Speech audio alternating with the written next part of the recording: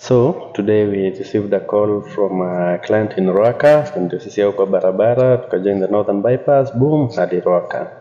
So tulienda tukapata hii head an LG washing machine, motherboard yake sometimes back ilikuwa imeleta shida, so walifanya some modifications with the guy he had called, machine ikafanya but tena machine imefail. So after kuangalia the motherboard could no longer be fixed, so tukamwadvise tununue ingine na ndio hiyo mpya. So now we are waiting to go tomorrow to install it. So kama uko na fridge, cooker, microwave ama washing machine yenye iko na shida, you can give us a call. Tutakuja, tutaangalia, we'll give you the best repair options. Kindly follow us on Facebook, Twitter, Instagram and on TikTok at The Appliances Garage. Thank you.